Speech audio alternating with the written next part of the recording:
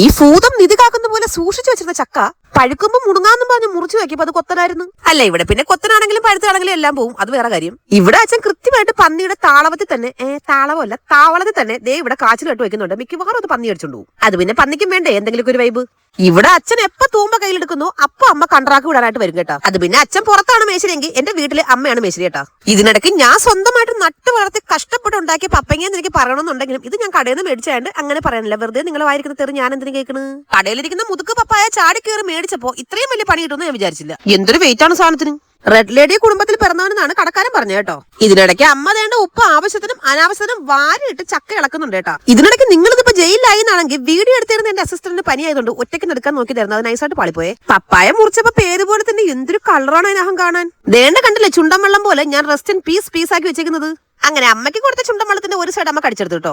എനിക്ക് കിട്ടിയത് ഞാൻ കടിച്ചു നോക്കിയപ്പോഴാണ് അതോ ലോക രഹസ്യം എനിക്ക് മനസ്സിലായത്. എവളുണ്ടല്ലോ എവള് കുടുംബത്ത് പറഞ്ഞൊന്നും അല്ല. എന്താ സംഗതി എന്ന് വെച്ചാൽ കാണാൻ കളർ മാത്രമേ ഉള്ളൂ, മധുരം എന്ന് പറയുന്ന സാധനം പോലും ഇല്ല.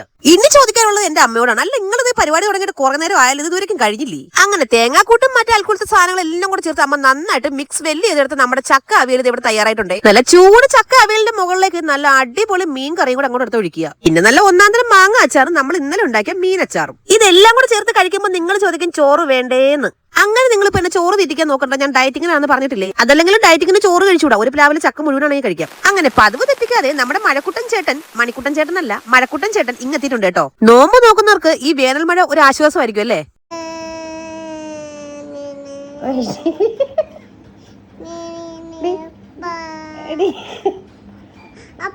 അപ്പേ കൊണ്ടുപോയില്ലേ കുഞ്ഞിനെ? അപ്പ എവിടെ പോയി? ടാറ്റ പോയോ? കൊണ്ടുപോയില്ലേ കുഞ്ഞിനെ? അമ്പ കൊടുക്കാം. എത്ര അമ്പ കൊടുക്കണം? 5 അമ്പ കൊടുക്കണം. എങ്ങനെ അമ്പ കൊടുക്കണേ? അയ്യോ, അങ്ങനെ അമ്പ കൊടുക്കോ? എന്താ മുഖത്തൊക്കെ പൊട്ടോ? അയ്യോ, ആഹാ സുന്ദരിയാണല്ലോ. പൊട്ട് വെച്ച സുന്ദരിയാണോ ഇത്? ആണോ?